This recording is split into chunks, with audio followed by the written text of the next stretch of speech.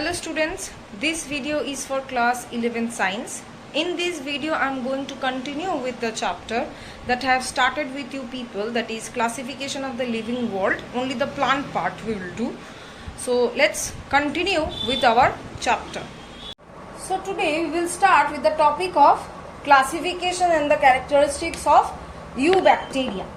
So eubacteria, or the true bacteria, is classified into bacteria and cyanobacteria that I have already discussed in the previous video. Now I am coming to the part bacteria. Now this bacteria, these are a group of extremely metabolically diverse, obviously prokaryotic, simplest unicellular microorganism that can be found everywhere, in water, in the air, soil, within the body, outside the body, everywhere we can find it. So general characteristics, we will see that they are very much smaller in size, that sometimes we cannot see them. Generally they are unicellular, but they can be united to form a filament. Bacteria do have cell wall. Along with the cell membrane, they do have the cell wall. They are mostly heterotrophic, but few are autotrophic. Who are the autotrophic ones? Those who are having the chlorophyll pigment within them, those are the autotrophic. Rest are the heterotrophic. Now this bacterial cell is without chlorophyll. So the bacterial cell which are without chlorophyll, just now I have said, those will be termed as heterotrophic. Now if they are heterotrophic, they may be saprophytic, parasitic or symbiotic. Okay, so this is the thing. Next is that they do not possess any kind of true nucleus, true nuclear membrane. Only one DNA is present without the histone protein. So that's why this is termed as, in whole, that the membraneless nucleus without the nucleolus, only the DNA, that is only termed as nucleoid. They are devoid of any kind of proper cell organelles or membrane bound cell organelles, you can say, that is mitochondria, Golgi bodies, endoplasmic reticulum. They only take liquid food matters, and they do not divide themselves by the process of mitosis, rather they use the process of amitosis, direct cell division. Next, they generally reproduce by the process of binary fission, and they are very sensitive to fudge virus. Very much sensitive. That means, what is this fudge virus? Fudge virus is the one, or bacteriophage is the one who are harmful to the bacteria. That means fudge virus can destroy or can kill a bacteria. Apart from this, most of the bacteria can cause disease to us or to other living organisms, and some of them can be helpful to us. The bacteria, those are present in our intestine, they actually help to synthesize vitamin B, to be very specific, vitamin B12. So some are beneficial while others are very harmful for us. Clear? Now before going to the classification of the bacteria, I would like to go on to the topic of cyanobacteria. But after that, we will deal with the classification of the bacteria. So cyanobacteria, another name is blue-green algae. Okay, now these are gram-positive bacteria or gram-positive photosynthetic organism. Now what is gram-positive? Now there is a stain. Now that stain is actually made up of crystal violet and iodine. This stain is termed as gram stain. Now the ones, this is the color. Stain means color. The ones who gets colored by this stain, they are termed as gram positive, and the organisms which do not take this stain, those are termed as gram negative. There is a differences between gram positive and gram negative bacteria. In your book you will read the differences from there. Okay, now this cyanobacteria, these are gram positive, that means they are taking the stain, and that's why they are termed as blue-green algae. They are taking the stain. Okay, and they are mostly aerobic, and they are found in type of damp or shady regions, and they have obviously cell wall and cell membrane. The cell wall is two-layered cell wall, and there is the cell membrane, and within this cell wall and cell membrane there is the central part of the cell. Okay, that is the protoplasm. Now this protoplasm of this cyanobacteria is actually differentiated into two parts or two regions, you can say.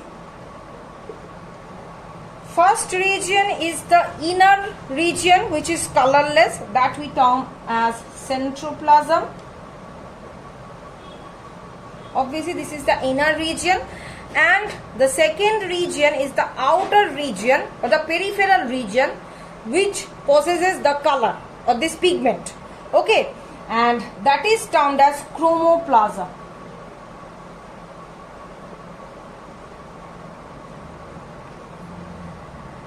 Now within this chromoplasm, what we can find? We can find the pigments. Apart from that, reserved food matters, or you can say stored food matters. Now what are the food matters? They are storing lipids, oil, okay, some granules of the starch, glycogen.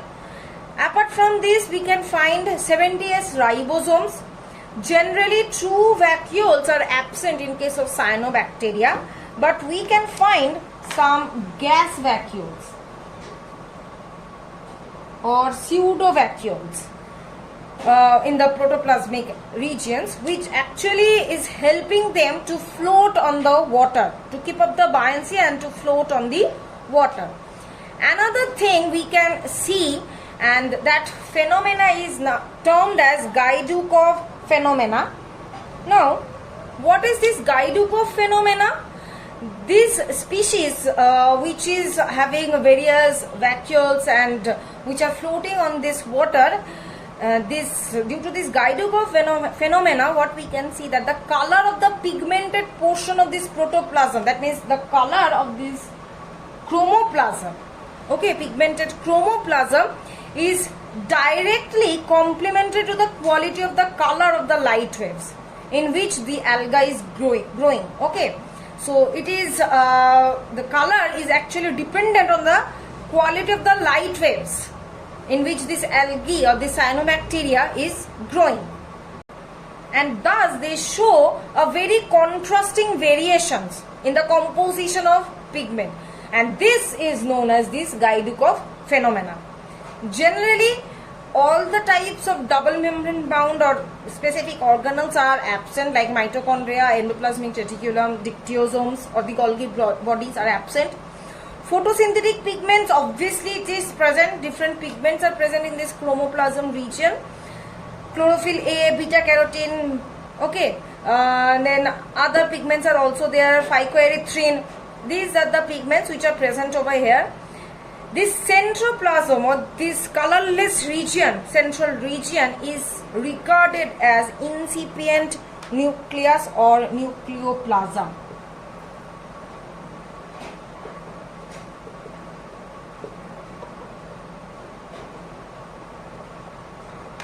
Okay, now this nucleoplasm or incipient nucleus is having a very irregular shape, and true nucleus is absent. And this nucleoplasm, it is consisting of some randomly fine oriented fibrils that is forming a network in which the chromatin granules or the DNA is embedded.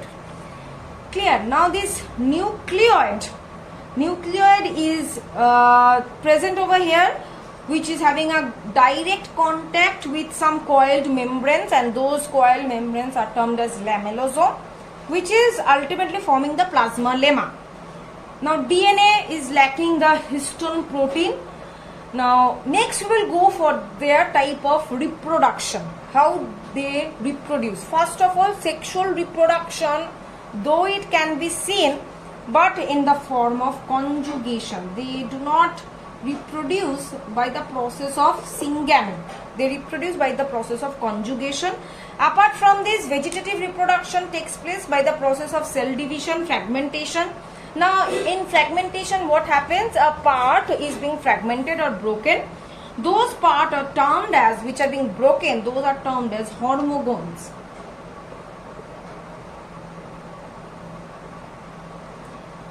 Now this will ultimately lead to a specific individual.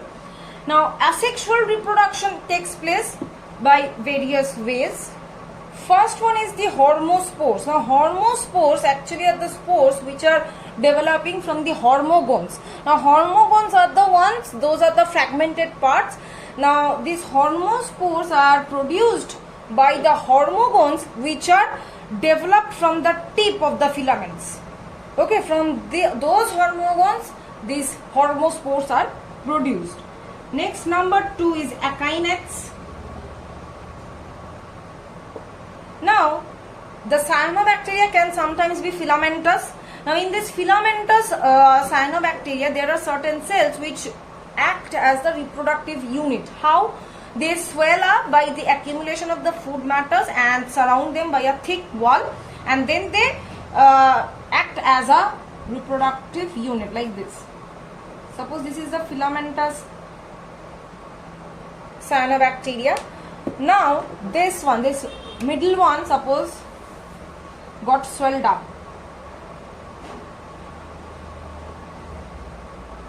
Now this middle one which is getting swelled up, this will act as the akinet. Next is the number 3, which is the endospore.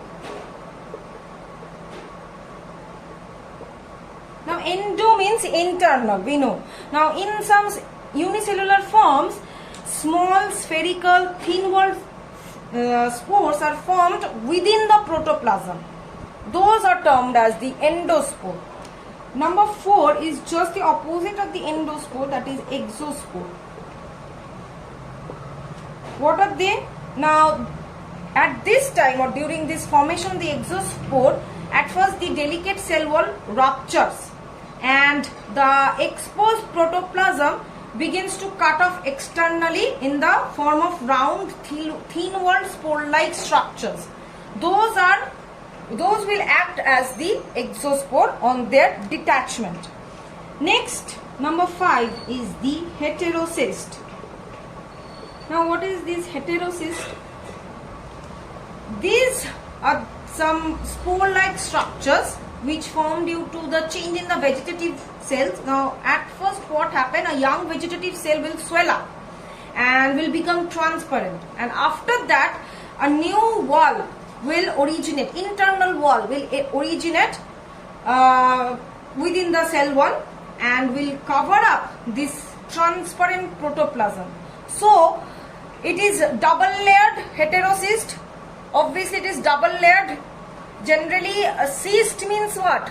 3-layered covering structure. So this is heterocyst.